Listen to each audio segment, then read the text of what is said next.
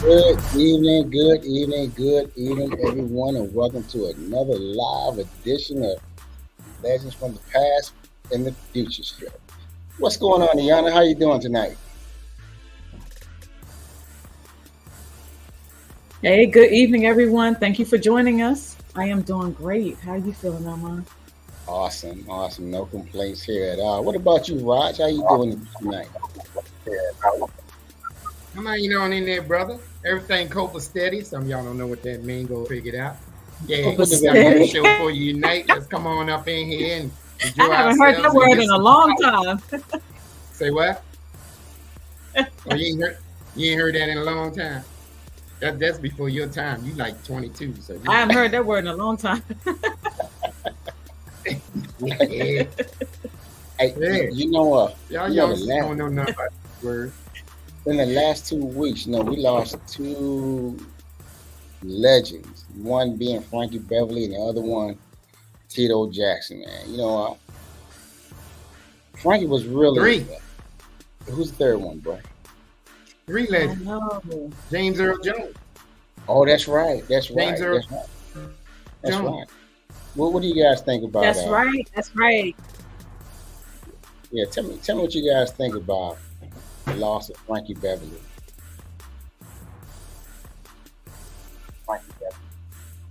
Anybody? What wasn't he fighting something for a long time? Although Roger. Oh yeah. No, go ahead, Ayana. Now, I was saying, although Roger says I'm 22, I mean, I think, Frankie Beverly and Maze, I mean, that group and Frankie Beverly himself, like, they're definitely legends. Like, so their music surpassed all generations in time. I grew up on them, and, even my children know some of their songs, so. Absolutely. Yeah, What about Frankie's you, been Ralph? around. He's been around a long time.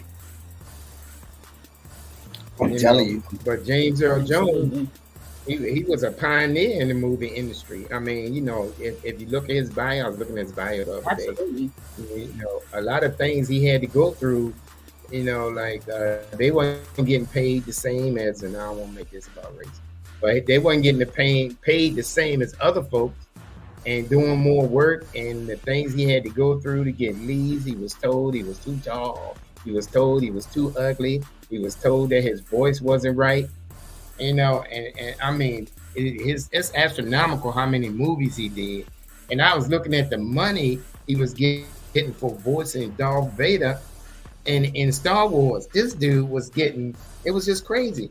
He was getting $10,000 a word. A word. Wow. And I and A are words. Wow. Yeah. And and he was doing it at home, and he was sending tape in. So can you imagine that? But he was great. He was great. Yeah. Big loss to us as a people, and a big loss to the Hollywood industry as well. So Absolutely. I mean, 93 years. What can you say, man? He was definitely a blessing. And the last one, Tito Jackson, man, that whole family was got to step.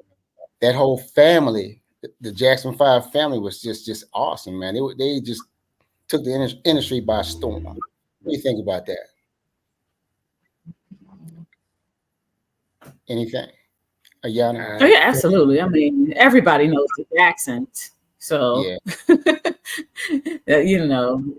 we don't really need to say much about that. Everybody knows the Jacksons. So, yeah, that's definitely a great loss to Indiana the boys. music. Indiana boys, right? Mm-hmm. Yeah. They came from Indiana, right? Indiana. Absolutely. That's right. They did. Gary. Yeah. Yeah.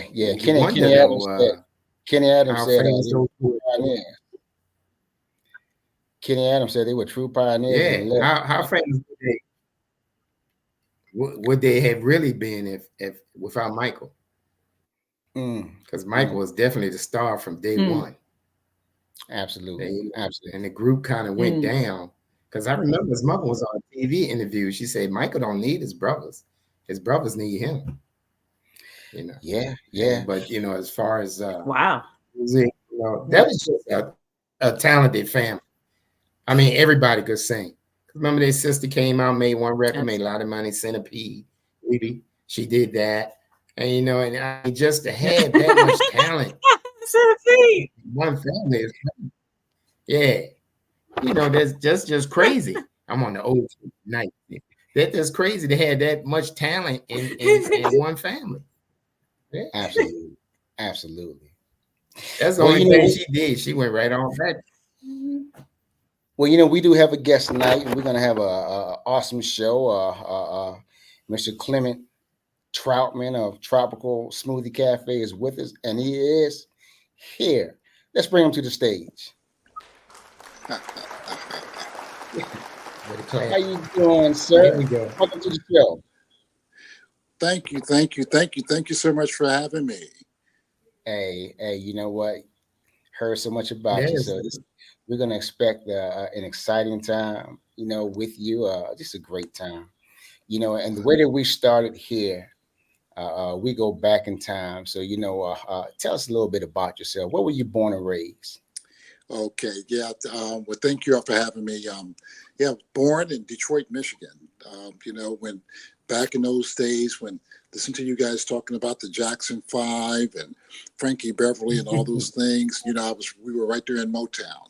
It's interesting. My family, my mom and dad were born in Georgia, but they were part of the Great Migration North, looking for job and opportunity. So they met in Detroit, although they were both from Macon, Georgia, right? But the Motor City was booming, and Motown was everything, of course. And that Jackson Five you talked about, I was right there with them in the Temps and Diana Ross and the Supremes.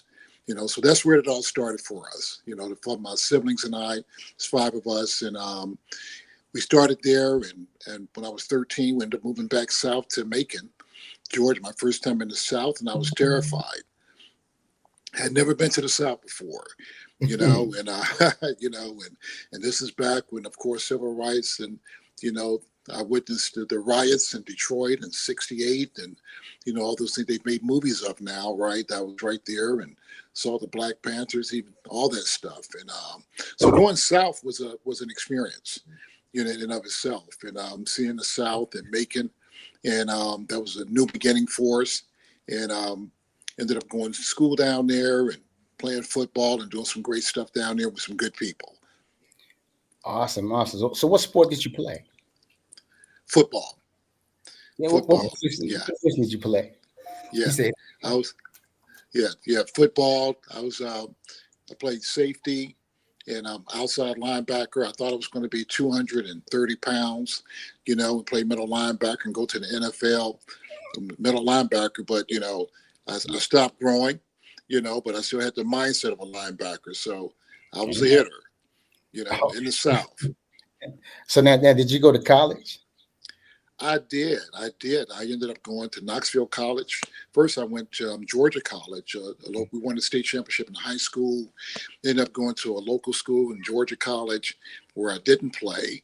And but then I got recruited by Knoxville College in Tennessee for my sophomore year and transferred there and was doing okay until I got injured.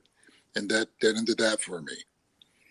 Well, I envy you already because you said you won a state title in high school. So Man. kudos to you, man, because I missed that other chance. I'm serious. What did you major while you were in college? Before I pass on to Ayana, what did you major in college?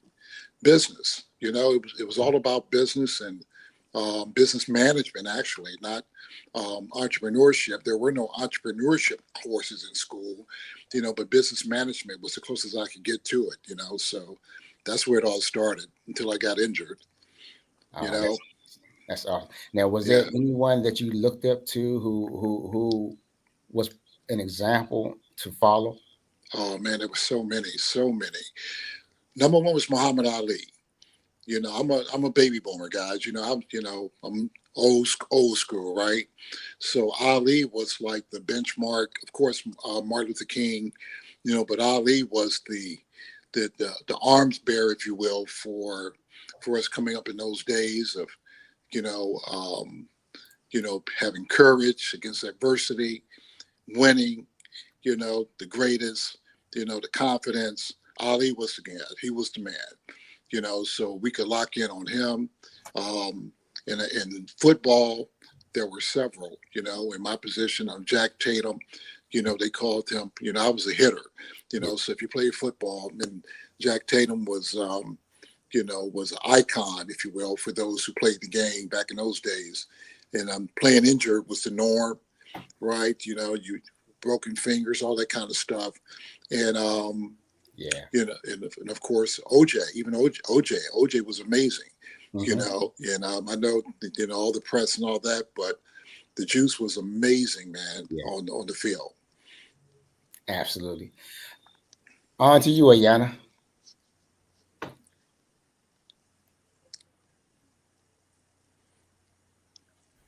Ayana. On you, Ayana. Again. There we go. You guys, if you're talking to me, sometime I don't know, for some reason something's going out on this side. So yeah, but so it's so good to have you here. So I heard you say something about you moved from Detroit, and it sounds like you grew up around a lot of opulence, and then something happened. You went to Georgia. Talk about some of those differences. Yeah, man, you're talking about a culture shock, right? So guys in Detroit,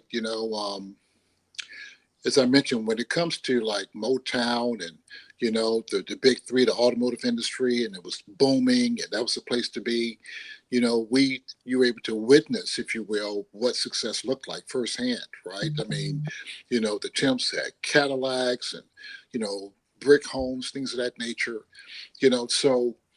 so the bottom line is that opportunities were there, right? If you worked for the big three, you were successful, and black folks had boats and stuff like that on Belle Isle and things like that, right? The economy was amazing. Now going south was a different thing. We got to, first of all, Mom put us on the bus, and my siblings and I, and we rode down, and I really didn't want to go, but when I got to Atlanta, I felt relieved, right? That was the first thing. I was relieved to see Atlanta because it reminded me of Detroit. I said, okay, I had no cows and nothing like, so that's all I knew, right? And but then when we got down to Macon, things changed a lot more. I got to see there were some nice homes, but some not so nice homes, right? I mean, one side of town with brick homes, the other side were shacks. And that was humbling for me, and I couldn't believe that people lived in the shacks, right? And even more so, the shacks were occupied by the black folks, right? And so it was a clear distinction, separation. Now, mind you, I hadn't been around other than in Detroit, but being around black folks my whole life, right? Unless we went to the doctor or something. So it was a culture shock to see that, and for me, since I was a teenager, I knew that that wasn't the norm, right? So that was the first thing, is that I really didn't think I fit. I had a northern accent in the South, right? They used to laugh at me, the way I spoke, that kind of thing. Matter of fact, my first day in the 8th grade, I had to repeat the 8th grade. They didn't trust the northern schools, so I had to repeat the 8th grade. First day of class, when they called in a row, I didn't know anybody, and the teacher asked me, "So you're new, aren't you?" And I said, "Yeah," just like that, and I didn't know, and she just screamed, "Stand up, young man," in front of everybody, totally embarrassed, right? She said, "You will say yes, ma'am, in this classroom." That's the first time I heard that, right? So it was a culture shock, right, for me. So I kind of started practicing, and they thought I was being smart afterwards, because I always made sure I said, "Yes, ma'am," and put emphasis on the ma'am part. So they thought then I got in trouble for that, and I had an accent. So that was, couldn't win, man. It's like, but so I was trying to get it right, and they thought I was trying to be funny, right? So I ended up in trouble anyway, but athletics, man, that was my connector, and getting down there in the South and trying to figure it out. The one thing that got me more than anything was that I was walking down the street, and I'll never forget it. A white gentleman was coming towards me, and I passed him, and he said hi to me. and he kept walking. And I stopped and I watched him for about 3 blocks, Ayana. I said, how does he know me? Mm. Why did he say hi to me? Right? Because I came from a culture, right? You don't even make eye contact with nobody you don't know, right? In Detroit, right? And that's just the way it was. And you definitely don't stare. I had a Navy buddy went to Detroit once, and he couldn't understand why you don't stare, in our neighborhoods, right? That means you're looking for trouble in those days, right? And he couldn't understand that, so I had to kind of like coach him, that kind of thing, right? But those are some of the differences I remember right off top, man, was getting down there and, but I couldn't understand, the economic divide that I witnessed, right? Because that was totally different from what I had seen in Detroit. Then I never accepted it. That was the first thing, right? Mm. I never accepted that, man. This can't be real. I mean, there were swimming pools on one side of town, and then you got shacks with smoke coming out of them. I couldn't believe people lived in them, right? And the worst part about it, I'm gonna tell you, man, everybody was okay with it. Wasn't nobody mad about it. Mm. That was the worst part, right?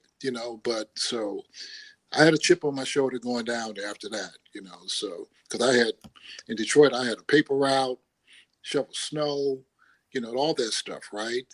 I mean, fix my own bikes, you know, and then getting down there, man, it was a different culture.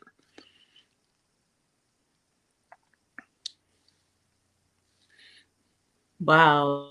Thank you so much for sharing that. So we do have some questions in the chat. Seems like people just want to know. They just want to get straight into the business side of things.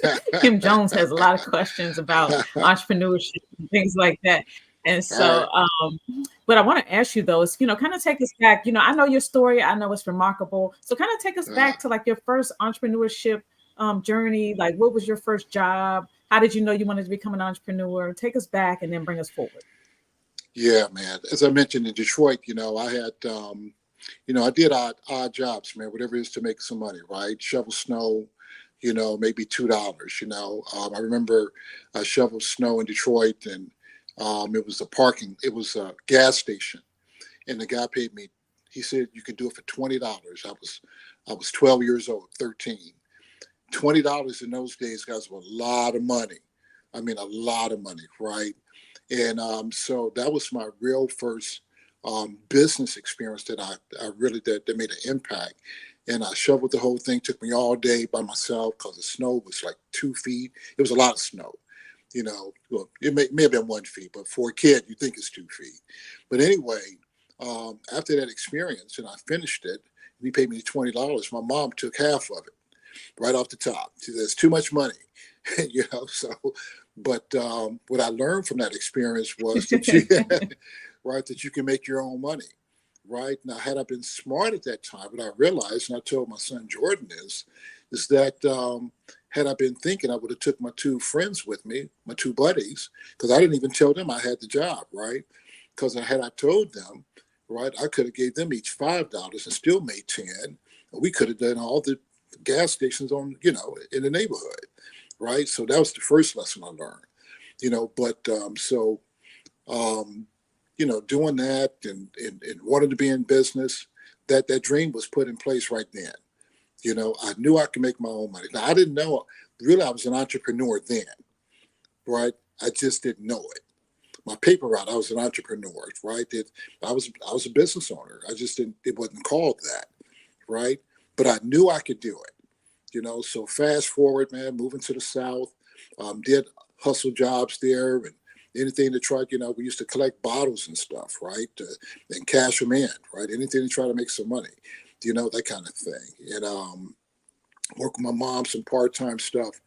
But at the end of the day, ended up playing football and did some hustle stuff there, just again, earning money because we were in the projects at Tyndall Heights, right? We didn't have a car, and we had an area called the Horseshoe. That's where everybody hung out at, right? Now, when you're it was the hood, the hood. I didn't know it was called the hood. When you live there, you don't call it the hood. It's home, right?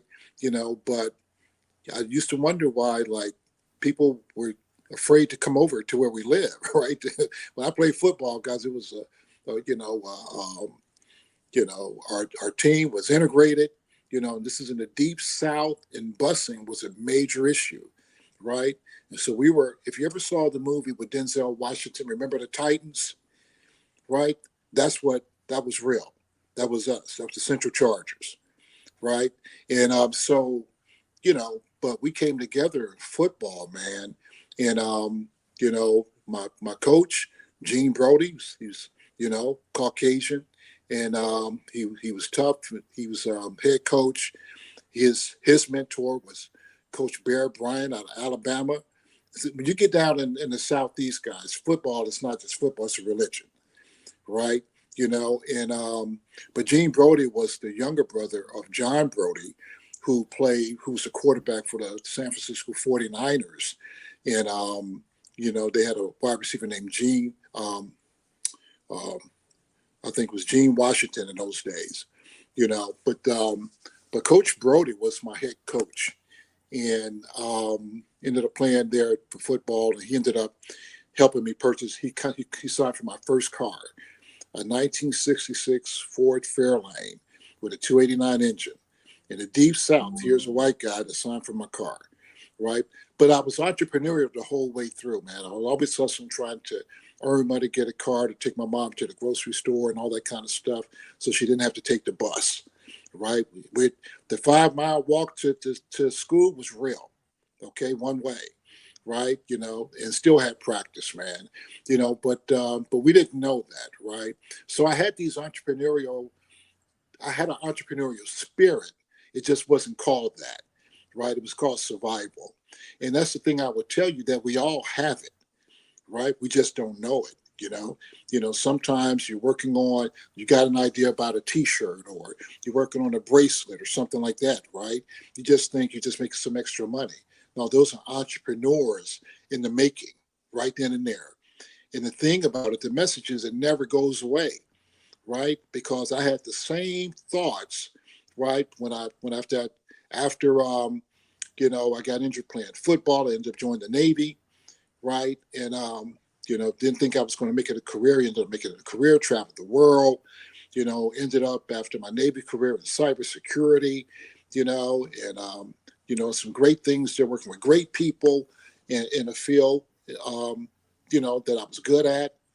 But that spirit of entrepreneurship still existed. It was still there. And my daughter, Jocelyn, she was telling me about the smoothie industry while she was at Howard University working on a project. And what ended up happening is, man, I went to lunch one day to a tropical smoothie cafe. I had a smoothie and a wrap, and then that seed just blossomed and it exploded. And I said, I got to go. And that's how it all started. Awesome. Roger? Yeah, so I saw that you did some time in the almost military Navy, because Armin and I was in the Army, but we're not gonna hold that against you. But all right, Roger, with all that other stuff that you got going on, how did you have time to become an author? Roger, I appreciate that, man. Oh man, Roger, what you doing to me? You just had some Army in the room, man. Come on now. We probably gave y'all a ride every once in a while. There's two of them. Yeah, two of y'all. Armin did 22 years. Okay. Yeah, and I did 30 right. years. Oh yeah, that's about right. It takes about two of y'all to have That's about right. Had to throw you with that one. Hey, Okay. Before you answer that, I'm gonna go into YouTube and make some adjustments. Okay, so I may disappear, but go right ahead. Okay. So I'm sorry, Roger. Repeat the question, brother. I went on a tangent after you said that. Oh man. No problem, because you know how us military folk do. I said, because my daughter was in the Navy, we go at it all the time. Okay. Especially when Army play Navy. Oh my God. Yeah, it's a war. yeah, man. But I said, with all the things that you had going on, when did you have time to what pushed you to become an author? Because I saw you were an author as well on your in your bio. Yeah. Yeah, Roger, that's man, first of all, thank you both for your service, right? Because you paid the full price to do what you did, and You as that's real, well. real talk. Thank you, sir. But man, at the time, you, I found out, man, when you got a dream that's big enough, you'll never have time. You make time, right? You're busy every step of the way. We had after Jocelyn had shared those thoughts with me, I had that visit, Right. and I went and we decided to move forward with Tropical Smoothie Cafe. I was still working my job, still working the job, man, and Jocelyn made the decision to because we told her that if you want to go pursue another career, we're still going to make it happen, and find some managers. And she goes, no, if I'm gonna do anything, I'm gonna be in the family business, But so, yeah, Jackie and I, we were still working Right. every day, and Jocelyn became my very first. She's a partner in our business, a family business, and at 22, man, she was on the post, man. She was there, and what we did, we had to circle the wagon, so to speak, right? I was just speaking of that earlier. Right. When something like that comes along, when we make it work, you'll never have time, Right. And so when we got started with that, and we got the business going and put in all kinds of hours, when Ayana and I, we crossed paths, and and I talk about this all the time, and telling Ayana about our journey, and she says, you ought to tell your story. And I said, well, I appreciate it. But I said, yeah, I've heard that before, but one day. But Ayana, she may not remember she said this to me, but I never forgot it. She goes, I heard, Clement, there's two ways to tell your story. Either you can tell it or someone else can tell it. But no one can tell your story the way you tell your story. Right? And then after that, I said, tell me what I need to do. And that's how we got started, man. Absolutely. I found out that winners need a coach, Mm, to protect you from yourselves. that's good. Right? That's good. Winners, you got to have somebody to look out for where you're going, because had it not been that connection, and we were busy the entire time. Now I realize that to be successful, you got to be willing to build a plane while you're flying it. Right? That's the key to success. You'll never have time. You're just going to have less time, right? So that's not. No, time is of the essence, as they say. You have to, and with a sense of urgency. You look at opportunity. There's an opportunity cost for not making a decision. Right? There's a cost for not doing it. If you could earn $1 million by starting a venture, once you started, you got to ask yourself: had you started 10 years ago, how much you would have earned? Right? That's the opportunity cost that you left on the field. Right? So a sense of urgency. Mm-hmm. Now, the questions most people struggle with, real quick, is well, how am I going to do it? I'm going to find the money. How? How am I going to do this? How am I going to do that? Well, once I pay this off, once I get rid of all my bills, once I get my credit score up, once all that, how? All those hows don't matter until you know why. Because with that one why, you figure all the hows. Got you. You with me? It's not how, it's why. I wanted to be in business for myself. I wanted freedom and security. I wanted security for my family. The bottom line, I want to be what's called a good man in the Bible, right? Because it said a good man leaves inheritance for his children's children. There you go. It's real simple, Absolutely. That was my goal, right? I mean, You said, and I quote, and this is what I emphasize to my children. I'm sorry, Roger. go ahead. Your children's children, Yes, sir. right? Your Yes, sir. grandchildren, Yes, sir. right? We're right. Yeah, it's in there. Army, you owe me some push-ups. But when you sit up there And here's his book. and that's good now. Yeah. And then Yeah. oh, okay. Yeah. Ayana would already have it. That's why she's the smart one in the group. Yeah, man. You know. So what did you do in the Navy? You know, you said you went in the Navy, but what Yeah, did you do in the Navy? yeah. So, What was so your I was in job? this. Your military I was a, occupational specialty. What was your job in the Navy? right. I was what we call a CT, a cryptologic technician. Right. I was in a specialty field, also known today as cyber. Right. So we had a lot of special accesses and responsibilities in different fields, if you will, that all align with things you really can't talk about, so to speak, right? But in that whole framework, Gotcha. um, yeah, that started with taking the ASVAB score. They looked at my test I didn't plan on going into the Navy, to be honest with you. A friend of mine, a very good friend, my best friend, Ray Patterson, he joined the Navy, and I started off wishing him good luck. I mean, after I got injured, playing, Right. up in Knoxville, I was in between schools, and I was thinking about going back to Georgia College, to be honest with you. And since I was injured, and but those recruiters, they know how to hang around the schools, right? They know that and everybody's not going to make it in football. They know the odds are against you, right? So the recruiters know where to find you. But Ray, well, Ray joined. Right. Ray had committed to the Navy, and I wished him good luck.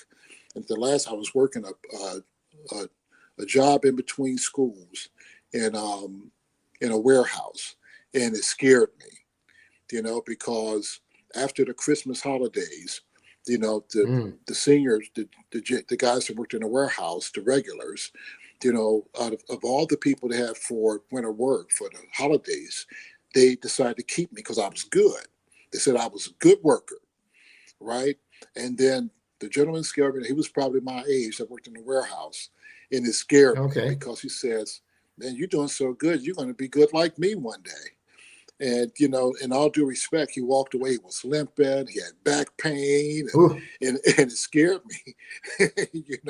So when I knew I had made the team in the warehouse, and my friend Ray was going into the Navy, I said, "I'm going with you." And that's how that started, man. I was afraid of getting stuck. You know, either you get motivated by gain or by fear. Yeah. Right? And so I joined the Navy on the whim. I said, "I'm just going with you." I Right. had no idea, but I Absolutely. tested well enough. I tested well Absolutely. enough, I tested well enough, man, to qualify for the specialty school. And of course the recruiters couldn't even tell me what it was because they didn't know, because they didn't have the Right. accesses. They just know I qualified. And that's how that started. Mhm. All right, that's Yeah, awesome. I'm gonna yeah, turn you man. over to Armin now because he biting at the lip, and while he talking to you, I'm gonna interrupt him too. All right. Sometimes we can Go allow ahead, Armin. sometimes we can allow someone who we can follow lead us the wrong way, such as Ray and you, Mm. by joining the Navy. Right. Even though you made a career, which was a good move, it was still a big mistake because it was the Navy.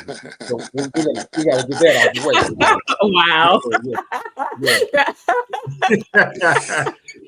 Wow. That's good. That was a good one. The one thing that Ah, in college you majored in management, right? Right, right. Well, everyone starts off as an E1, E2. Of course, you work your way up, right? That's how it always works, man. And but that's like that type of a field. You get exposed to some nuances and in intelligence and security that you have skills that you really can't use, but only in certain places in the outside world. Back in those days, right? And even to this day, there's a lot more cyber stuff you can do outside of course, now that it's evolved into what it is today, right? Now it's whole industries of it. You know what I mean? But but it was so specialized back then the military, as you guys know, the military is always first to get the latest and greatest. Absolutely. Before it gets to the commercial side. You know what I mean? Absolutely. So in the early days, there really weren't a lot of job opportunities to take that skill say after 4 years, right, and transition into the outside world. You know what I mean? Yeah. But then technology started catching up. That's how that happened. So I'm really in awe of you. Cybersecurity and management in college, and you have a chain of tropical smoothie cafes. You know that's just it's amazing. And I'm looking at your bio where you served over 2 million and you employ over 600 workers, and this was over a 7-year period, right? Yep. You Yeah, know, man. so what really, I know you mentioned it earlier, but what really got you into the smoothie business? Yeah, for real. It was my daughter. See, it wasn't even the smoothie business, man. I was sitting there, in a very reputable firm and doing consulting work, right? Because I became a DoD contractor after I retired. And so again, supporting war fighters and doing all the cyber stuff. But again, that dream is still there, and it's Yeah. for an appointed time. Okay. And a lot of times we rest on it. And this is the key. I didn't know that was going to be it. I had no plan to be in the smoothie business. See, you might think you might have a purpose, you know, um, but God has your destiny. Yeah. You hear me? It's Come on. different, Absolutely. right? You know, you can have a purpose, and I just knew in my heart I want to be successful. How I'm gonna do it, and people would ask you the hows, man, and I should get frustrated because I didn't know how it was going to happen. You just know that you know that you know, Yeah. Yeah. right? And you got to trust that, man. It's Pascal that said that the heart has reasons that the mind knows nothing of, right? You listen to your heart, and Mm. you hear that a lot, but you really do. And a lot of times we don't tell people how we really feel, Mm-hmm. but the heart's not wrong. You preaching. Go ahead. All right, it's not Yeah. wrong, man. And it's for an appointed time. But see, the fuse was lit, Mm. right, by my daughter Jocelyn. She lit the fuse, right? It was just wait. I was a time bomb. I had never settled for where I was working, even in cyber, right? Suits and ties, clean shaven, office, all that kind of stuff. Pre-pandemic, right? Top secret clearances, all the Yeah. bells, all the things that most people are trying to get into, Yes. right? Yeah. See, because when one of the jobs I had, guys, when I was a teenager, right? Summer job down in the South, Warner Robins Air Force Base. I had a summer job cutting grass those riding lawnmowers. And on our breaks, you get to park under a tree, right? You park under the tree, and just to see people walk in and all the professionals, they got their briefcases and suits on and ties. And I was sitting under that tree going, man, they got the life, right? Fast forward 30 years, I was looking out the window of an office building, Yeah. watching the lawn people out there. And guess what I was saying? Man, they got the life. And that's something, it went full circle. I was in that office looking at them, man, they got the life. They're getting fresh air, they're getting vitamin D, they're healthy, they're not eating a lot of carbs, sitting down for 8 hours, you know what I mean? Yeah. All that kind of stuff, right? They were fit. I said, man, they got the life. I started feeling like I was in prison, Mm. Man. right? Man. This is before the pandemic, right? Mm. Yeah. So I was never Mm. satisfied, all right? You never settle, right? And your heart knows it, right? Now the world's going to tell you, you know, Clement, you're doing good, right? You're doing good, man. You made it, right? But your heart is telling you something else. Mm. That's And good. most times we try Right. we go with everybody's self, and in your heart you're not satisfied, Mm. right? You That's should have true. been promoted. You should have been the boss. You train the people that got the promotions, right? You seen them come and go. and next year be your year and all that, right? I was never satisfied, and it was a smoothie visit one day. That was it. That was the straw that broke the camel's. I was ready, right? And so the whole thing here is that, you know, you gotta, there's a T-shirt that I have that my daughter Jocelyn knows, a fitness trainer, says "Trust the grind," right? And I saw that shirt and I said, "Wow, what a statement." You know, at that time I was saying in my heart, "Trust the grind." You're not wrong, right? And I wasn't the same, man. So they asked me when after I went to lunch that day. So people will ask me, did you do research on the smoothie industry? Did you do your due diligence? Did you see who the competition was? Did you see what the probabilities was for success if you invest and it didn't work? Did you do all that research before you made a decision? I said no. I made a decision. I didn't do no research. I made a decision. A quality decision, guys, is only made once. Yeah. But it's backed up daily. Awesome.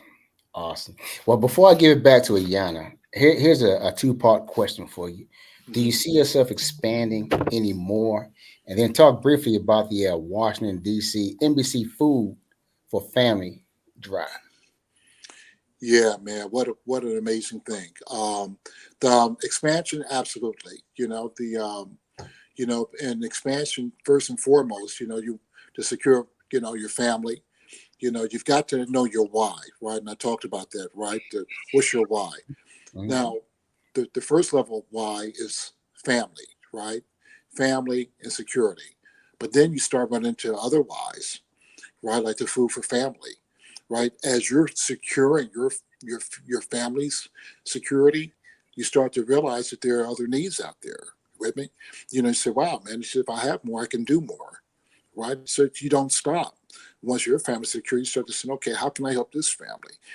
So because of that, with the food for family, food drive, we had, put Tropical Smoothie. We were partnering up with the Food for Family folks to see what we could do for the community and give back. And so just like when we started Tropical Smoothie Cafe, I set a goal to be number one, right? To serve more than anybody else. Yeah. So when you do that, most people go like, "Well, how are you going to do it?" The real answer is to say, "I have no idea." Right? And it's okay. You don't have to have the answers. You just got to have the goal, the vision, right? And so what we did was, for canned goods that were coming into the cafe, I would tell customers, they put them in a box and you bring in two canned goods, and I say, "Listen, we're going to meet, have, collect more food than everybody else." That was the goal. And I start telling the customers, says, "Tell your families and friends, everybody Capitol Heights is going to be number one." Well, this one couple came in there. See, the thing is, guys, once you start out, things start happening in your favor, right? That you don't even know that's waiting for you. So as I'm telling customers to tell their friends, because I had a goal to tell every customer to tell 5 people, right? And so there's one couple coming there, and I'm talking to the lady and welcome her to the cafe. Her husband went to the restroom, and I told her what the goal was. She says, "Well, you definitely need to talk to my husband." And I said, "Oh, okay." So he comes out of the restroom, and she goes, "Well, dear, he's going to tell you about a food drive they're doing." And he says, "Yeah, what can I do for you?" He goes, I say, "Well, we want to make sure that we're going to be the largest donor for food for Thanksgiving, for the holidays, So if you can tell 5 people, that would really help us do that." And he goes, "Sure, I can help." He says, "How about I give you, come by and see me, and I can give you a couple of pallets." And I said, "Pallets? Pallets of what you mean? Like, what do you mean by pallets?" And he goes, "Yeah, pallets, like, the wooden pallets. Would that be okay?" I had a box in the lobby, right? And he talking about the warehouse pallets with the plastic wrapped around them and everything else, right? Of food, man. right? See, you can, again, that's back to purpose and destiny, right? Destiny, right? Yeah. Your little bit is all it takes, man. And he says, come and see me on Tuesday, right, to this warehouse. And found out it was the largest warehouse for all the military bases on the East Coast, that they supply all the goods and services, right? And they have a lot of leftovers that can't go back to all the manufacturers. So they end up donating it to the food banks. And so we had a direct connect with that, right? So yeah, man, we just moved the needle like exponentially with food, so that's how that happened, man. It was exciting, you know. You have to be careful what you say because it'll happen. Man, look, you can't come on the show and use big words now, because Roger and I are gonna have a tough time picking up on it. Right now, Oh Yana no, got I understand. Huh? I I understand. don't know no big words. They ain't got no big words, man. No, man, just keeping it real, right? my But man, my man. yeah, All yours, Yana. Yeah, so we have a couple comments. One person wanted to know, so I can answer that question. He was not retired when he first started the smoothie business. He did mention right. that he was still working. He and his wife were still Yep. working full time. Yep. Kiyomi Blue, she says, great comment about the heart satisfaction and settling, Mr. Troutman. David Stansbury says, shout out to my friend and mentor, Clement. He's the real deal. David. And I don't want to David. mess up her name, but I want to say it's Keita Jefferson. She says very true. So yeah, so the audience is engaged. So I know a little bit more about your story. So I want you to tell people about your journey when you first started the smoothie business. Yeah, man. What happened when you first attended a conference and because you're being a little bit modest here, a little bit humble, but okay. I also know that Clement has the most successful smoothie, tropical smoothie business in the nation. So go ahead and tell us about that, how you got there. All right, guys. So when we got started, my wife Jackie, of 34 years and going strong, she was petrified. She was scared, right? Because I had no smoothie food background. She wasn't on board, right? And the message here, guys, for, if you have a family, I wasn't really looking for her permission to secure her future financially, right? I'm hung with that responsibility, right? You with me? So it was one of those kind of things, So I did want her on board, but I was going to do it anyway because I'm hung with that responsibility, okay? So it's just like if there's a burglar at night, we don't flip a coin, we have to go see who's at the door, But anyway, when we got started, Jackie was afraid, and I knew it.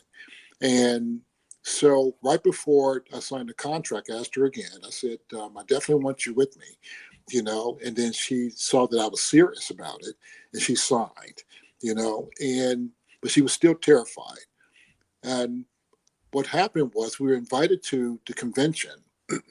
The ink hadn't really dried on our contract, man. Went to Orlando, got to see people going across stage, and at that time, the AUV, or average unit volume for a cafe, was between 500 to 700,000 in revenue annually, 500 to 700,000. But the earners, got recognized for doing 800, 900, and one of them hit $1 million in revenue, right? And I just said, wow. I told Jackie, I said, wow, man, these guys hit $1 million again, and when a smoothie business, right? So I was excited, and then I had the opportunity to meet the CEO for the brand, and he had his leadership team and executives during the reception. And I kind of interjected myself into their conversation, introduced myself. Now, what happened was when we first got, you go to these conferences, they give you your lanyard packages with your badges and stuff, right? Mine had the badge in there, man. And on the end, it had a little tab that said freshman on the bottom. But the couple in front of me, they had their lanyards. They had all these success badges, right? So I had attitude already, man. So I'm asking the receptionist, why they got so many? Who are they? Oh, they're from Iowa. And, they're awesome. And so I'm already got attitude, because winners compete, right? Unapologetically, right? Right. So, um, so when I got to meet the CEO and I introduced myself, and Jackie didn't want me to, she's very reserved, man. She's all action when she needs to be, but she's just not out front. And I found out that's how we balance. Every kite needs a tail, right? Absolutely. Because I'm seeing the right couple of messages in there. So I went and introduced myself against Jackie's wishes, to the CEO. And I said, excuse me, how y'all doing? Said, hi, sir, I'm Clement Troutman. That's my wife, Jackie, over there. We're new. And the first thing he looked at was my badge. And so I said, freshman. So he knew I was brand new, right? He said, you having a good time? I said, man, this is awesome. So I looked at him and I said, I'm going to be number one, right? And he just looked at me. And he says, of course you will. And it was kind of like, yeah, okay, little kitty, little boy, you can do it, right? That's the kind of response, right? Because it's freshman. I said, no, I'm serious. I said, remember Maryland 18, And so when we left there, I got back and sent an email to our local project manager that helps us develop. We have 12 weeks of meetings. Every week we do follow-ups for build out. And after each meeting with the corporate office, I would tell them, I said, remember, make sure you tell Mike Rotundo, the CEO, that Maryland 18 is still coming, right? So after about the 6th week, they start finishing my sentence for me. Yes, we know, Mr. Troutman. We know, he knows. Well, this is what happened. So we were offered Glen Burnie, Laurel, or Annapolis, right, for locations. But I was looking for a drive-through, first of all, and on top of that, a place where we could do the most good. And those places already had healthy options. So we had to stick to our guns for the drive-through and ended up finding out that Capitol Heights was where to go. And I said, that's exactly where we need to be. So then the question became, are you sure you want to be between these two major brands, McDonald's and Popeyes, on either side of you? And I looked at it, I said, this is exactly where we want to be, right? Because neither one of them can meet that's a place where we needed to be, right, for what we want to do. Well, anyway, when we opened, guys, we opened up in February, and it was cold. Tropical Smoothie has a weekly top 100 list, okay, based on revenue for its cafes, the top 100 in the system, and it's done every week. And it's like the top 100 billboard. So the goal is to get on the list, right? And when we opened that year, in February, we were store number 557. After the first week, and it was cold, after the first week, we were number 7 in the system. After the first week, so we went from 557 to number 7 the first week. Second week, now the office was scrambling in Atlanta trying to figure out, first of all, where's Capitol Heights? They didn't even know where it was, right? And after the second week, we went from number 7 to number 2 nationally, and yeah, man, and yeah, that was it, right? We didn't go any lower than that, so we ended up being number 1 in the country. That year we were open 37 weeks we were open because we opened the end of February. And of those 37 weeks, we were number 1 in the country 34 times. Of the remaining 3 times, we were number 2 that one time, and then those other 2 I just mentioned, right? So, but at the end of the day, we were serving a need because there was a need for what we were doing, right, in Capitol Heights like nowhere else. And the fact that, they do a lot of analysis on, where to put a cafe and demographic research and all these things, right? But at the same time, the question was, did they deserve the opportunity? And those 2 questions that I had. Number 1, do you truly believe you have a product or a service that can help improve the quality of life of others? Yes. Then the question then becomes, how many people deserve the opportunity? Now that you found the need, the second thing was, how do you serve it? Do you just serve it because you have the location, or do you look to maximize the sale and the service? And that's what we did. So in other words, let me explain. So let's just say a traditional opening would have like 500 coupons to hand out to guests. So I asked them, how many coupons do they know a normal store hand out? Normally get to hand out. They said 500. I said, give me 5,000.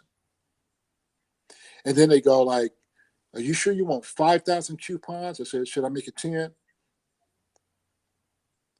Right? You see, so the bottom line is, you have a spark of a dream, you're supposed to pour gas on it. Right? You're That's supposed right. you're supposed to blow it up, man. Then you learn how to do it. So we didn't know what we were doing, but we had enough people there to figure it out. We made enough mistakes. And the other thing I'll tell you is that what I've learned over this time is, most people, if you go from right to left, you would have success. In the middle, you would have failure, and to the left, you'd have yourself. Most people would think. Let me take the other way. Most people would have it this way: success to the right. Just envision it: success to the right, failure to the left, and you in the middle. Most people would think to be successful is to go closer to success, pulls you away from failure. You're more successful. That's not correct at all, right? That's not realistic. The true layout is success to the right, failure in the middle, you to the left. And you have to go through failure to get to success. When people try to avoid failure, they're less successful, not more. Most people, the schools teach us to avoid failure, but that's how we learn, right? By failing. Right. John Maxwell's book Failing Forward talks about that, right? You got to be willing to fail, man. And if you're going to fail, hurry up, because that's where the learning starts.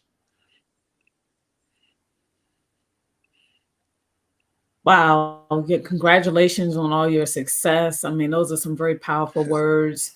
The audience is definitely resonating with what you have to say. Guys, if you want to read his story, like the rest of what he has to say, the rest of the wisdom, you definitely want to grab his book. It's on Amazon, Dreams Never Die by Clement Troutman. The story's in there, the wisdom is in there, and I just highly recommend the book. I highly recommend the book. I'm going to pass it to Roger. Hey, Mr. Troutman, you don't gave us all this information and everything. I'll be looking at people hitting up and saying, but I see you got 2 more cafes coming, and now you starting to go into the coffee business, PJs. Tell us a little bit about the PJ thing. Yeah, man. Yeah, we're totally excited, man. Matter of fact, I just landed from New Orleans today. Being down there with PJ's Coffee. It's an expanding brand. It's the New Orleans flair.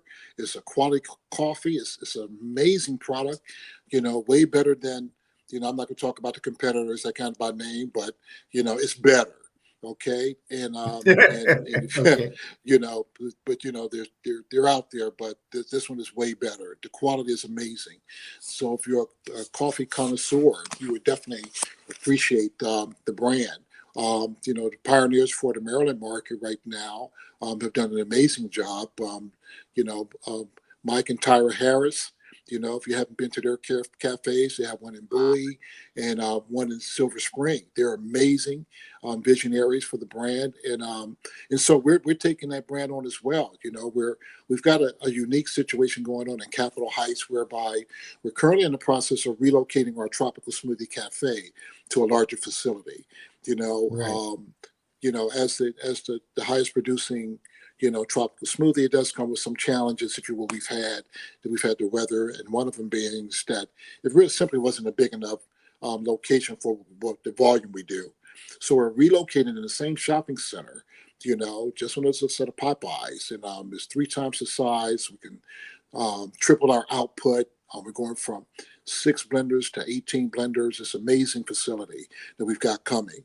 But once we move, we're retaining the current location in Capitol Heights, where the Tropical Smoothie currently is, and converting that to the PJ's Coffee brand, right? So that's what's coming on the horizon. And then our next location after that, we're still looking for that site. So we've got a couple of those in the pipeline as well. The other thing I would say, that when it comes to franchising, guys, that I'm working with the International Franchise Association, which is a body inside of DC that champions franchising, and there's an initiative already in the works to help people start a business, if you will, called the Franchise Ascension Initiative, and then in Prince George's County specifically, there's a Pathways to Business program, with the Economic Development Council in Prince George's County, that you guys can tap into that. And I'm also working with Governor Moore in his office to help us close this generational wealth gap, if you will, and create generational wealth. All right. So we got a lot of things on the horizon, man, that are exciting, but the bottom line is, at the end of the day, the real message here, Roger, is that if I can do it, you can do it. Absolutely.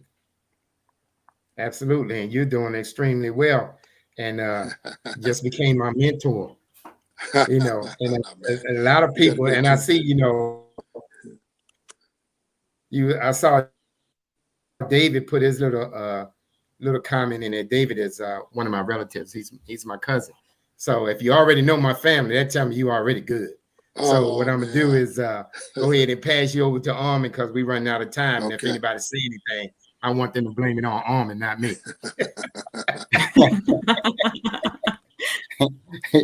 Well, I'm gonna present you with an offer that you can't refuse.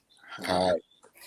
I've come to find out that you spend more money retired than you do working. I can manage a franchise that you can start in we need you in Annapolis. And I will take on a role as manager for you. What you think about that? Good idea, bad idea. Oh, yeah. In Annapolis? Mm-hmm. Yeah, man, Annapolis is a wonderful market, man. We need to sit down and talk for sure. Okay. Yeah, man. Let's talk about it for sure, man. Matter of fact, David. What? Way to shoot your shot and put everything on blast right here on the show, Armand. Yeah. Matter of fact, David Stansberry. So, Clement, I don't think that you knew that Armand and they're both from Annapolis. So they're both in Annapolis. Yeah, they grew up in Annapolis. Yeah, we own that. Gotcha. We Annapolis. Gotcha. Annapolis High School. Okay. So you guys right down the road from me then. Yeah, but David and I, we had already talked about possibly doing some collaboration stuff in Annapolis. As a great market opportunity, man. But at the end of the day, man, it's wide open, right? If the dream's big enough, the facts don't count, as they say, right? So you figure out how to make things happen. You build the people. I was going to say that if you have a family members or close friends, like for us, it's my son Jordan, Jocelyn, Jackie, and I. We're our cohort, right? And we extend outside of that. We got an amazing team outside of that we developed, and you guys can do the same thing too. Awesome. This has been great, man. I am just excited. You, Roger, you are now a mentor of two. This has been uplifting. It's been great. Oh man, I appreciate you having me. And I hope we can. You know what? Armin been copying our Armin. Armin been copying off me since the 3rd grade. Now I'm mentor. Actually, be my now you want since the 3rd grade. Come on, man, they gotta stop.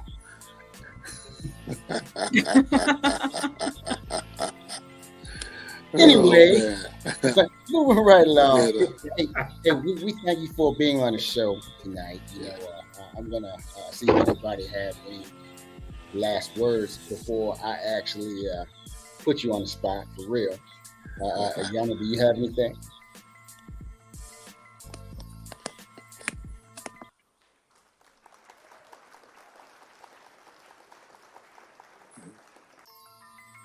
Yep, I just want to say thank you for being on. Really appreciate you. It's always a great time just listening to you speak. You have, you're full of wisdom. And I hope that everyone gathered something from what you've shared and will apply it to their lives so that we can all be greater.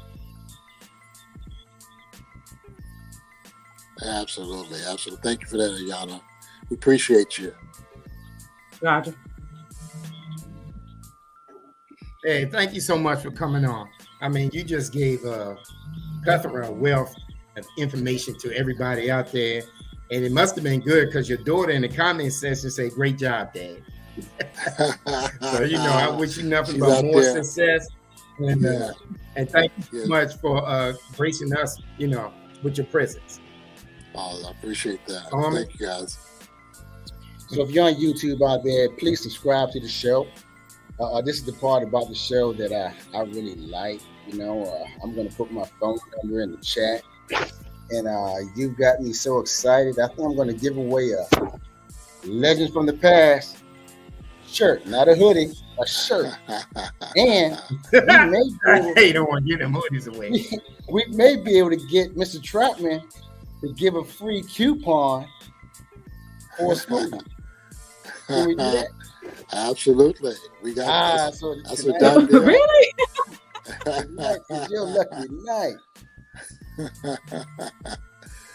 Absolutely. 13th caller who calls me. Okay, it has to be like the 5th caller or something. I'm on, not the 20th caller. 603. Absolutely. Get him, Ayana. Get him. You will get a Legends t-shirt and a 5th caller. 13th caller. That's so awesome. First caller.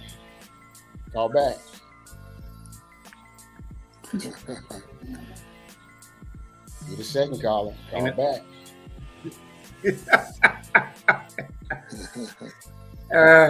Call back. They want those shirts now. They want those shirts.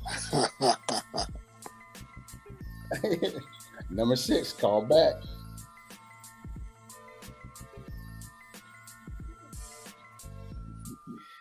Number 8, call back.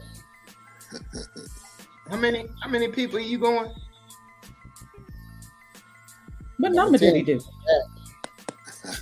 Oh yeah, because said 13. She can get the number. Hey, look, let me tell you 18. something. You won last week now, all right?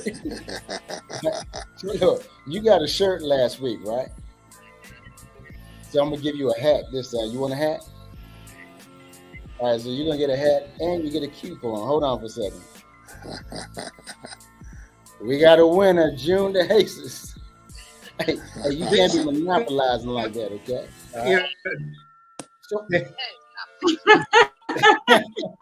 She won before. hey, so Mr. Troutman, how do you want to do this as far as your coupon for your smoothie? All she has to do, she visit. Her timing is on point.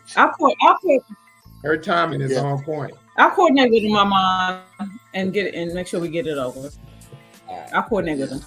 You got that, Jim? No, I didn't. Okay, so her timing is on point. Make sure you get your smoothie, and I will send to my distribution person about your hat. Okay? Yes. And I got my shirt today. Put it on and send me a picture. Okay? I did. I sent you a picture of it. I sent it to you. I will. Okay, we'll talk, but I didn't see it yet. Okay. Okay. We'll talk. All right, y'all. Wait, night. All right. Hey, June is monopolizing, I tell you. But thanks for joining us tonight. Tune in again next Wednesday to another exciting show. This was fabulous. I hope you took notes tonight. Entrepreneurship is in your future. All right. See you next week. We're gonna have I say they're enemies. Went to Southern High. Remember that chair, Roger? You can take Southern out of the country, but you can't take the country out of Southern. Chuck Mango, and we're gonna be on the show next week. Until then, 8 o'clock next week. We can't be clowning on stuff, you know. That's my family. Yeah, peace. Thanks for coming, Mr. Clemens. Have a great night. Thank you, Roger. Appreciate you guys, man. Thank you. Hold up.